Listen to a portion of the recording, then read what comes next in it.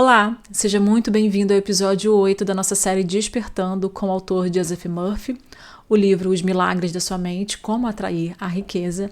Se você está acompanhando o estudo, esse episódio 8 já é a parte de como atrair riqueza, finalizando então a leitura do capítulo 1, O Direito de Ser Rico. Então, se você está pegando pela primeira vez esse vídeo, você tem que assistir o capítulo 7, o episódio 7, que contém o início do capítulo 1. Tá bem? Não deixa de você voltar aí na nossa playlist e acessar o episódio número 7, que ele contém aí a primeira parte desse capítulo, tá bom? Então, só relembrando, como atrair riqueza é essa segunda parte do livro, tá bom? Até o capítulo 6, a gente tem aqui a leitura dos milagres da sua mente. Então, se você quiser pegar lá desde o início, você tem que voltar no episódio 1 para assistir desde o primeiro capítulo da primeira parte, tá bem? Então, seja muito bem-vindo ao canal Mentalidade Una. Se você está pegando pela primeira vez, é sinal que você ainda não segue o canal. Aproveita, segue o canal, ativa as notificações. Todas terças e quintas, um vídeo novo às 19 horas do Brasil e pelo fuso horário atual, às 23 horas aqui de Portugal, tá bem? Então, não deixa de ativar as notificações para você estar sempre aí recebendo um alerta que o nosso vídeo novo está no ar, tá bem? Vamos lá, eu vou ler um pedacinho aqui final da onde nós paramos para você acompanhar certinho, tá bem? E pega a sua água, pega o seu café, se prepara aí para o nosso estudo de hoje. Para você que ainda não me conhece, deixa eu me apresentar. Eu sou a Cristine Costa, facilitadora de processos de despertar espiritual, amante do autoconhecimento e da expansão da consciência. Então, aqui nesse canal, você sempre vai encontrar um conteúdo para contribuir aí no seu despertar, nessa jornada, tá? Para você viver o seu propósito com muita presença, com muita entrega e muita conexão com o seu eu interior. Tá bom? Então vamos lá, eu vou ler só um trechinho da última parte que nós lemos lá no episódio 7 para a gente continuar. Este é um exemplo da lei da ação e reação. A ação constituiu o movimento interno da sua mente. A reação foi a resposta do mundo exterior em conformidade com o seu discurso interior. Talvez esteja agora a ler e a lembrar-se de alguém que enriqueceu financeiramente à custa dos outros, enganando-os, vendendo-lhes ativos de investimento muito pouco sólidos e etc. A resposta a isso é bem clara. Se roubamos, burlamos ou enganamos o outro, estamos a fazer o mesmo a nós próprios. Na realidade, neste caso, estamos de fato a fazer-nos mal ou a roubar-nos a nós mesmos. Para começar, estamos num estado de carência, o que nos leva forçosamente a atrair a perda. A perda pode assumir várias formas. Podemos perder a saúde, o prestígio, a paz de espírito, posição social, a harmonia familiar, a solidez nos negócios. Pode não corresponder necessariamente a uma perda de dinheiro. Não podemos ser ingênuos e pensar que a perda só acontece no que ao dinheiro diz respeito. Não é maravilhoso à noite podermos deitar a cabeça na almofada e sentirmos que estamos em paz com o mundo inteiro e que o nosso coração deseja o genuíno bem de todos? Há quem tenha feito fortuna de modo desonesto, espezinhando, burlando, iludindo e enganando. Qual é o preço disso? Por vezes, uma doença mental e física, complexos de culpa, insônia ou medos ocultos. Como me disse uma vez um homem, sim, eu pisei em muita gente para obter o que eu queria, mas isso trouxe-me também um câncer. Ele compreendeu que tinha adquirido a sua riqueza de forma errada. Podemos ser ricos e prósperos sem prejudicar ninguém. Muitos são os que estão constantemente a roubar-se a si mesmos. Roubam de si a própria paz de espírito, a saúde, a alegria, a inspiração, a felicidade e o riso de Deus. Há quem afirme nunca ter roubado nada, mas será verdade? Sempre que guardamos ressentimento ao outro ou que ficamos com ciúmes e inveja da riqueza ou o sucesso de alguém, estamos a roubar-nos a nós próprios. São estes os ladrões e assaltantes que Jesus expulsou do templo. Também devemos expulsá-los de maneira enérgica e com determinação. Não os deixe viver na sua mente. Corte-lhes a cabeça com o fogo do pensamento e do sentimento corretos. Lembro-me de ler no início da guerra sobre uma mulher no Brooklyn que andava de loja em loja a comprar todo o café que podia.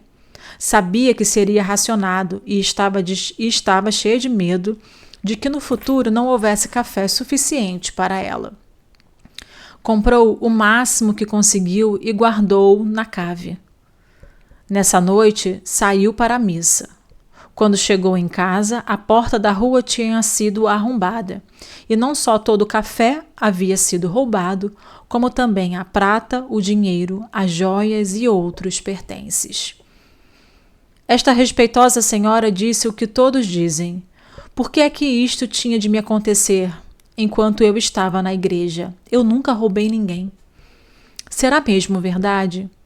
Não estava ela já a viver na consciência da carência e do medo quando começou a acumular um excedente de café? O estado de espírito em que se encontrava e o medo de que o café lhe faltasse foram suficientes para causar o assalto da casa e a perda dos bens. Ela não precisava de meter a mão numa caixa registradora ou de assaltar um banco. O seu pavor da carência produziu mais carência. Este é o motivo pelo qual muitas pessoas que são o que a sociedade chama de respeitosos cidadãos são vítimas de perda. São respeitosas no sentido corriqueiro. Isto é, pagam seus impostos, cumprem as leis, votam regularmente e ajudam as instituições de caridade.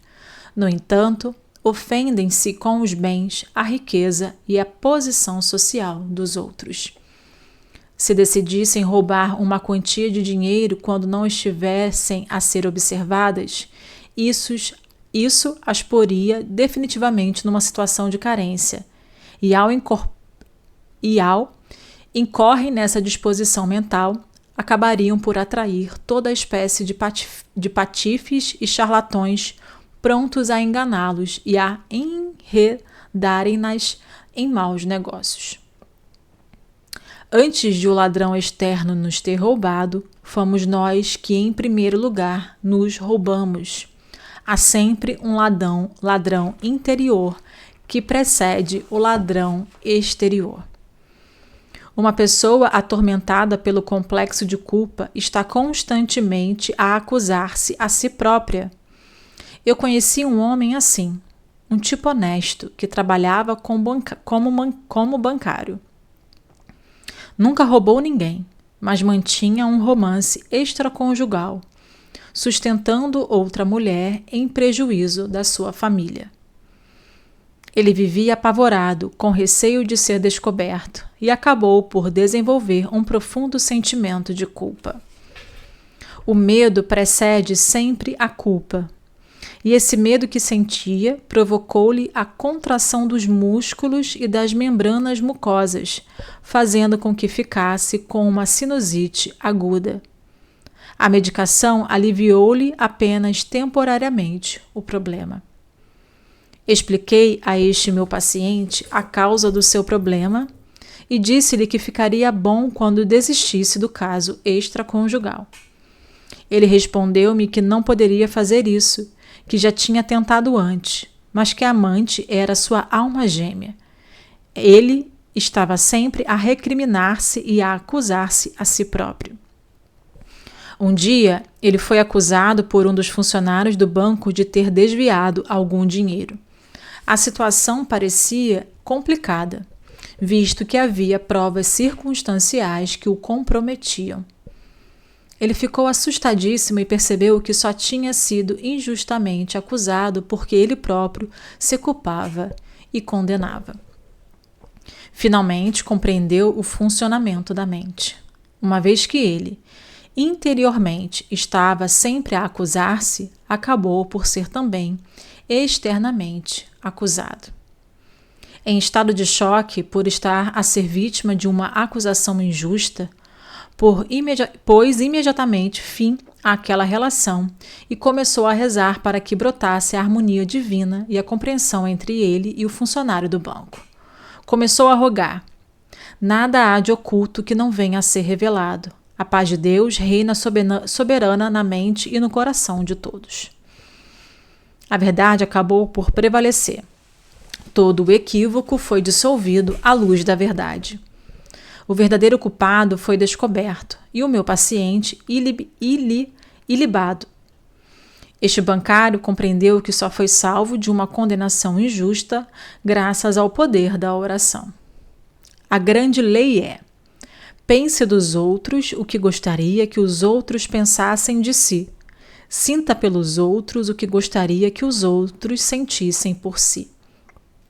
Diga de coração: desejo a qualquer homem que ande pela terra o que desejo para mim. O sincero desejo do meu coração é, portanto, a paz, o amor, a alegria, a abundância e as bênçãos de Deus para todos os homens, estejam onde estiverem. Alegre-se e sinta-se feliz com o sucesso, a ascensão e a prosperidade de todos os homens. A verdade que quer para si, peça-a também para todos os homens de todos os lugares. Se deseja felicidade e paz de espírito para si, deseje também felicidade e paz de espírito para todos. Nunca tente prejudicar a felicidade do outro, pois estará a prejudicar a sua própria felicidade. Estamos todos no mesmo barco. Se alguém foi promovido no seu local de trabalho, fique satisfeito e feliz. Felicite-o, alegre-se com a promoção e reconhecimento do seu colega. Se fica zangado ou ressentido, está a despromover-se a si próprio. Não recuse ao outro o direito concedido por Deus, a nascença de ser feliz, de ter sucesso, de realização, de abundância e de alcançar todas as coisas boas que desejar. Jesus disse: acumulai tesouros no céu, onde a traça e a ferrugem não corroem, e onde os ladrões não arrombam nem furtam. O ódio e o ressentimento apodrecem e corroem o coração, tornando-os cheios de cicatrizes, impurezas, toxinas e venenos. Os tesouros do céu são as verdades de Deus que possuímos na alma. Encha a mente de paz, harmonia, fé, alegria, honestidade, integridade, bondade compassiva e amabilidade, e estará a semear tesouros no céu da sua própria mente. Se procura gerir sabiamente os seus investimentos, ou se está preocupado com as suas ações ou títulos, afirme para si tranquilamente: a inteligência infinita governa e vigia todas as minhas transações financeiras, e tudo o que eu faço gera prosperidade. Vou repetir mais uma vez para você anotar aí. A inteligência infinita governa e vigia todas as minhas transações financeiras, e tudo o que eu faço gera prosperidade. Diga esta frase com frequência e verá que os seus investimentos serão sábios. Além disso, estará protegido contra a perda, pois será solicitado a vender os seus títulos ou participações antes que ocorra qualquer perda. Faça diariamente a seguinte oração para proteger a sua casa, bens e negócios. Ofuscante presença, que guia os planetas no seu curso e faz brilhar o sol. Guarda todos os meus bens e o meu lar, os meus negócios e tudo que me pertence. Deus é a minha fortaleza e o meu refúgio. Todas as minhas posses estão seguras em Deus. Tudo isto é maravilhoso. Ao evocarmos diariamente esta grande verdade e ao respeitarmos as leis do amor, a mão divina guia-nos, protege-nos e ajuda-nos a prosperar em todos os nossos caminhos, sempre. Não saberemos o que é perda, pois teremos escolhido o Altíssimo para ser nosso conselheiro e guia. O manto do amor de Deus abraça-nos, envolve-nos e cobre-nos em todos os momentos, e nós descansaremos nos braços eternos de Deus. Todos nós deveríamos buscar uma orientação interna para enfrentarmos as nossas dificuldades. Se tiver um problema financeiro, repita à noite antes de ir dormir: agora dormirei em paz. Entrego este problema à sabedoria interior de Deus. Só nele reside a resposta. Quando o sol nascer pela manhã, a minha resposta será trazida nos seus raios. Eu sei que o nascer do sol nunca falha. Em seguida, vá dormir.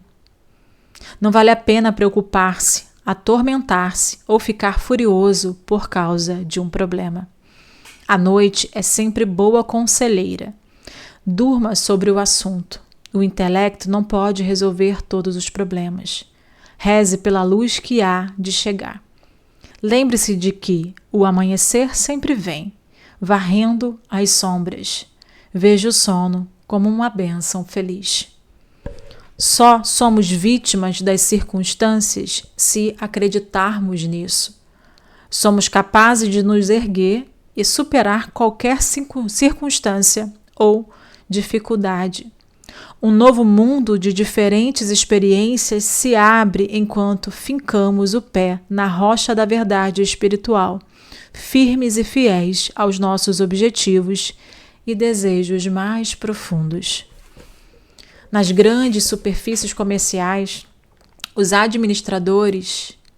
as administrações empregam seguranças de loja para impedir furtos. Todos esses dias, esses funcionários surpreendem pessoas a roubar. Essas últimas vivem na consciência da carência e da limitação e roubam-se a si próprias, atraindo ao mesmo tempo para si todo o tipo de perdas. Estas pessoas não têm fé em Deus e não compreendem como funciona a mente. Se rezassem por um lugar no mundo, pela expressão e pelo suprimento divinos, encontrariam trabalho. Então, com honestidade, integridade e perseverança, seriam capazes de recuperar o seu valor, tanto para eles próprios como para a sociedade. Jesus disse: pobres, sempre os tereis convosco, mas a mim nem sempre me tereis. Os estados pobres de consciência estão sempre conosco nesse sentido. Independente da quantia de riqueza, há algo que desejamos profundamente e que pode, por exemplo, estar relacionado com um problema de saúde, talvez com um filho que precise da nossa orientação, ou com a falta de harmonia no lar. Nesse aspecto, somos pobres. Não saberíamos o que é abundância se não tivéssemos consciência da carência. Não vos escolhi eu a vós, os 12? Contudo, um de vós é um diabo. Quer seja o rei da Inglaterra ou o rapazinho do bairro da Lata, todos nós nascemos num contexto de limitação e condicionados por um inconsciente coletivo. É através destas limitações que crescemos. Se não tivéssemos problemas e dificuldades, nunca poderíamos descobrir o poder interior. São os nossos estados pobres que nos precipitam na busca de uma solução. Não poderíamos saber o que é alegria se não derramássemos uma lágrima de tristeza. Devemos estar conscientes da pobreza para buscar a libertação e a liberdade e ascender à opulência de Deus. Só uma pausa aqui para beber uma água.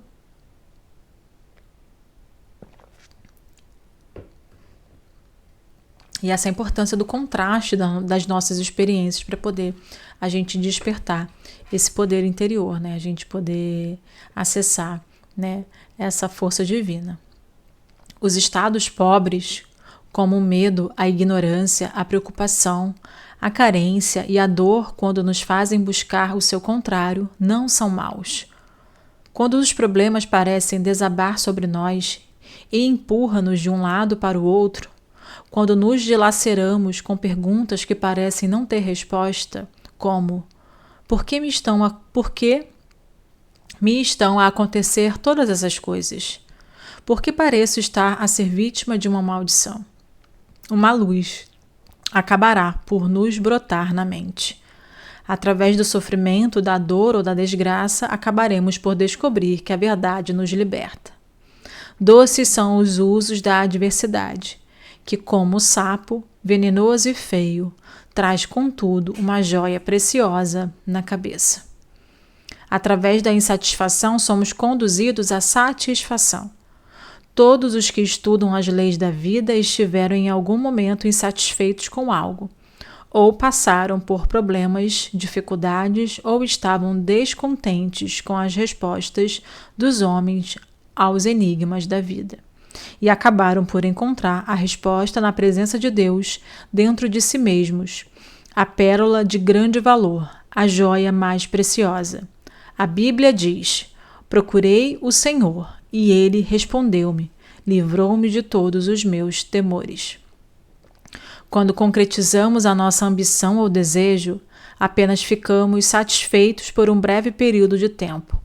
Logo em seguida, o desejo de expandir volta a tomar conta de nós. É a vida a tentar expressar-se em níveis mais elevados através de nós. Quando um desejo é satisfeito, logo outro surge, e assim por diante, até o infinito. Estamos aqui para crescer. A vida não é estática, mas sim uma progressão. Estamos cá para ir de glória em glória, e não a fim, pois não há fim para a glória de Deus. Somos todos pobres no sentido de que estamos sempre em busca de mais luz, sabedoria, felicidade e alegria para as nossas vidas. Deus é infinito. Nunca na eternidade poderíamos esgotar a glória e a beleza, a sabedoria que reside dentro de nós. Somos assim maravilhosos. No estado absoluto, todas as coisas estão realizadas, mas no mundo relativo devemos despertar para essa glória que era nossa antes de um mundo existir. Ou seja, na nossa manifestação física, no aspecto mais objetivo, a gente tem esse movimento do despertar para esse mundo mais subjetivo que acessa toda essa grandiosidade aí. Por muitos sábios que sejamos, buscamos mais sabedoria, e por isso somos ainda pobres. Por muito inteligentes que sejamos no campo da matemática, da física ou da astronomia, apenas estaremos a arranhar a superfície. Continuamos a ser pobres. A viagem é sempre em frente, para o alto e para Deus. E na verdade um despertar, um progresso que nos leva a compreender que a criação está concluída. Quando interiorizamos que Deus não precisa de aprender, de crescer, de se expandir ou de revelar, começamos gradualmente a despertar do sonho da limitação e passamos a viver em Deus.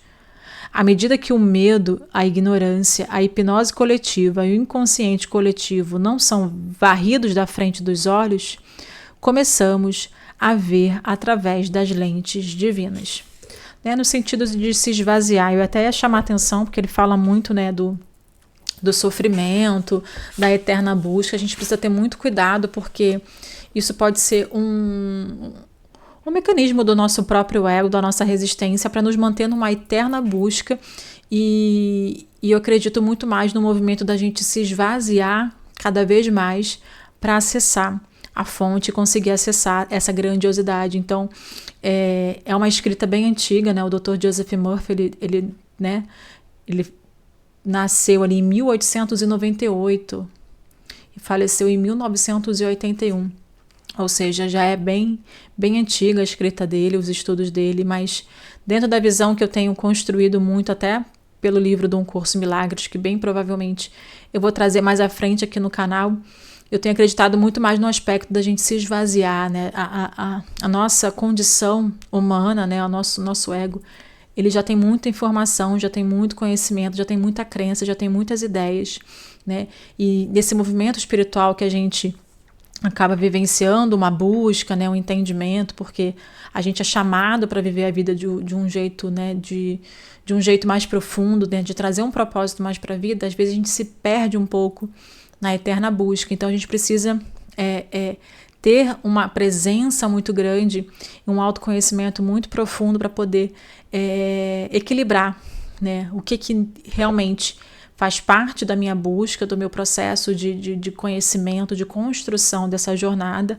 ou é apenas mais um mecanismo de resistência para se permanecer eternamente buscando crescer, expandir num sentido mais equivocado, tá bom? À medida que o medo, a ignorância, a hipnose coletiva e o inconsciente coletivo nos são varridos da frente dos olhos, começamos a ver através das lentes divinas. Aqui nessa frase ele já apontou um pouco mais esse sentido do varrer, né? De ser varrido, de ser limpo. Os pontos cegos desaparecem e começamos a ver o mundo como Deus o criou, pois começamos a vê-lo através dos seus olhos. E podemos então dizer: o reino de Deus já chegou? Alimente o pobre que tem dentro de si. Vista as ideias nuas e dê-lhes forma, acreditando na realidade das mesmas, confiando que o grande fabricador interior vai conferir-lhes forma e materializá-las. Agora, da sua palavra, ideia, se fará carne, assumirá a forma. Quando estiver com fome, estados pobres, procura comida. Quando estiver preocupado, busque a paz. Quando estiver doente, procure a saúde. Quando estiver fraco, descanse a força. O seu desejo de prosperidade é a voz de Deus dentro de si, que lhe diz que a abundância é sua. Portanto, através do seu estado pobre, pode encontrar o impulso para crescer, se expandir, despontar, atingir as suas metas e a realizar os seus desejos. Uma dor no ombro é uma bênção disfarçada. Ela nos diz logo que devemos fazer algo em relação a essa dor. Se não tivéssemos dor ou qualquer sintoma de problema, o nosso braço poderia cair na rua. A dor é o sistema de alarme de Deus, que nos incita a buscar a sua paz e o seu poder de cura, e a sairmos da escuridão para o espaço de luz. Eu já diria que a dor é um sistema é um alarme do seu sistema de resistência, do seu próprio ego aí em sofrimento. E que você precisa lembrar que por detrás disso existe essa fonte, existe esse Deus para você acessar. Então você precisa soltar nesse movimento, né? Soltar essa dor, o que traz a sensação de procura e busca, né? Então a gente precisa muito equilibrar mesmo esse sentido de busca para não se preencher demais também, se entupir de conhecimento e não conseguir se esvaziar para poder acessar de fato a fonte e conseguir transcender e soltar essas limitações. Quando está frio, acendemos uma fogueira. Quando temos fome, comemos. Quando sentimos carência, ficamos receptivos à riqueza e à abundância. Imagine o fim e alegre-se com isso. Uma vez que conseguiu imaginá-lo e senti-lo como verdade, terá criado os meios para a sua realização. Quando estiver preocupado e com medo, alimente a sua mente com as grandes verdades de Deus, que resistiram à prova do tempo e que durarão para sempre. Se precisar de conforto, medite nos grandes salmos. Por exemplo, o Senhor é o meu pastor, nada me falta. O Senhor é a minha luz e salvação. De quem terei medo? Deus é o nosso refúgio e a nossa força, ajuda permanente nos momentos de angústia. O meu Deus em que confio. Ele te cobrirá com suas penas, debaixo das suas asas encontrarás refúgio. Se Deus está por nós, quem pode estar contra nós? De tudo sou capaz naquele que me dá força. Medite ainda nesta paradoxal verdade que nos disse: Thomas Reid. Um com Deus é maioria.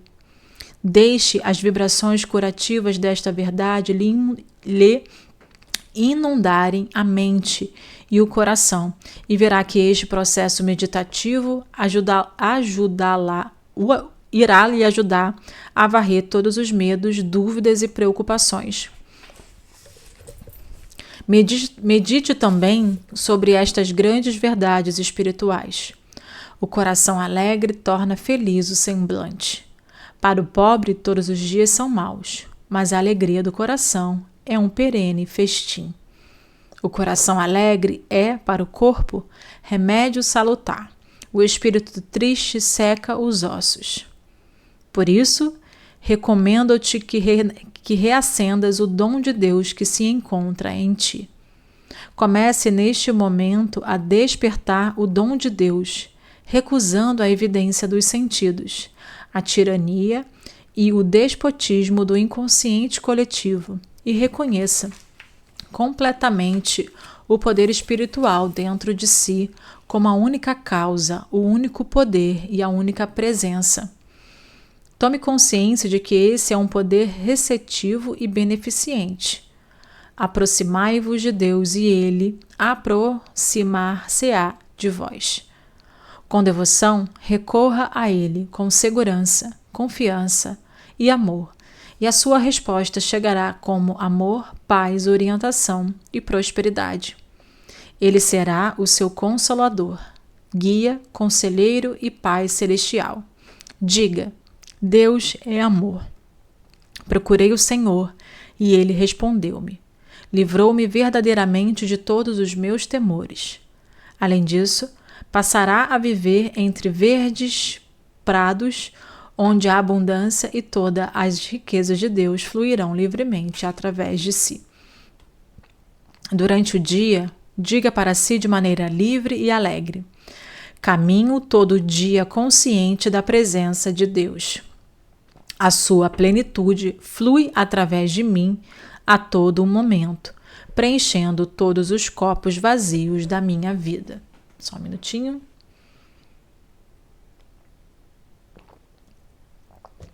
Quando sente plenamente que é aquilo que deseja ser, a sua oração é ouvida. Na sua vida, estão todos os copos cheios? Pense nas categorias saúde, riqueza, amor e expressão. Está totalmente satisfeito a todos os níveis? Falta algo a alguma dessas dimensões? Tudo o que procura, não importa o que, está contido numa destas classificações. Se diz: tudo o que eu quero é a verdade ou a sabedoria, você está a expressar-se o desejo de todos os homens em toda a parte. É o que todos desejamos, mesmo que um ou outro de nós possa dizê-lo de modo diferente. A verdade ou a sabedoria é o desejo geral de todos os homens, sendo da ordem da expressão. É o desejo de expressar cada vez mais a nossa dimensão divina no aqui, agora. Através das suas carências, limitações e problemas, você pode crescer na luz de Deus e descobrir-se a si mesmo. Não há outra maneira de fazer esta autodescoberta. Se não pudesse usar os seus poderes de duas formas, nunca faria esta descoberta de si mesmo, nem poderia deduzir a existência de uma lei que o governa. Se fosse obrigado a ser bom ou a amar, isso não seria amor. Você seria, portanto, um automato. A lei tem liberdade para amar, porque pode ou não dar o seu amor. A obrigação de amar anularia o amor. Por acaso não se sente lisonjeado quando alguém diz amá-lo e desejá-lo? Essa pessoa escolheu a si entre todas as outras pessoas do mundo. Ela não tem de amar. Se ela fosse forçada a amá-lo, isso não a lisonjearia ou faria feliz. Temos a liberdade para nos tornarmos assassinos ou santos. Esta é a razão pela qual admiramos homens como Lincoln e tantos outros. Eles decidiram escolher o bem e nós admiramo-los pela sua escolha. Se acreditarmos que as circunstâncias, as condições, os acontecimentos, a idade, a raça, a educação religiosa ou o ambiente onde fomos criados podem roubar-nos a possibilidade de alcançarmos uma vida próspera e feliz, então somos ladrões. Tudo que é necessário para expressarmos a felicidade é a prosperidade, é sentir-nos felizes e prósperos. O sentimento de riqueza produz riqueza. Os estados de consciência manifestam-se a si próprios. É por isso que se diz na Bíblia: todos os que vieram antes de mim, entre parênteses, sentir, eram ladrões e salteadores. O sentimento é a lei, e a lei é sentimento. O nosso desejo de prosperidade é, de fato, a promessa de Deus, de que as suas riquezas são nossas. Aceitemos essa promessa sem nenhuma reserva mental. Quimby comparou a oração com um advogado que defende um caso perante o juiz. Este mestre das leis da mente disse que poderia provar que o réu não era culpado, como estava a ser acusado, mas sim uma vítima de mentiras e falsas crenças. Imagine que é o juiz e que faz o seu próprio veredito, libertando-se. Os pensamentos negativos de carência, pobreza e fracasso são falsos, não passam de mentiras insustentáveis. Ao saber que há apenas um poder espiritual, uma causa primordial, pode deixar de dar poder às condições, circunstâncias e opiniões dos homens. De todo poder ao poder espiritual dentro de si, e este responderá ao seu pensamento de abundância e prosperidade. Reconhecer a supremacia do espírito interior e o poder do seu próprio pensamento ou imagem mental é a chave para aceder à opulência e à liberdade. Aceite a abundância da vida na sua própria mente. A aceitação mental e a expectativa de riqueza têm a sua própria matemática e mecânica de expressão. À medida que o leitor se predispõe à opulência, todas as coisas necessárias para uma vida abundante vão ocorrendo. Você passa a ser juiz, o juiz que chega a um veredito no tribunal da mente. Como Quimby, você produziu provas indiscutíveis de que as leis da mente funcionam e agora sente-se liberto do medo. Eliminou um por um os medos e pensamentos supersticiosos que habitavam a mente. O medo é um sinal para agirmos. Não é assim tão mal. Ele nos diz que devemos ir na direção contrária, que é o caminho da fé em Deus e em todos os valores positivos. Que esta seja a sua oração diária gravada no seu coração. Deus é a fonte da minha abundância. A abundância pertence-me. As suas riquezas fluem para mim de modo livre, farto e pleno. Sou para sempre consciente do meu verdadeiro valor. Ofereço abertamente os meus talentos e recebo uma recompensa maravilhosa e divina. Obrigada, meu Pai. Então aqui a gente encerrou esse primeiro capítulo, o direito de ser rico, relembrando que a primeira parte está no episódio 7 e agora aqui nesse episódio 8 a gente encerrou a leitura desse primeiro capítulo. Obrigada pela sua presença até aqui. Se você puder curtir, comentar e compartilhar para fazer essa troca aqui com o canal, para mostrar, né, para o YouTube que esse conteúdo está sendo relevante para você e que ele possa indicar aí para outras pessoas e a gente poder contribuir com outras pessoas, né, e aumentar a nossa egrégora, tá bom? Então, muito obrigada. Deixa aqui o seu comentário, o que você achou desse capítulo. E nos próximos 2 últimos episódios da nossa série, a gente vai ler o capítulo 2, O Caminho das Riquezas. Eu te vejo no próximo episódio.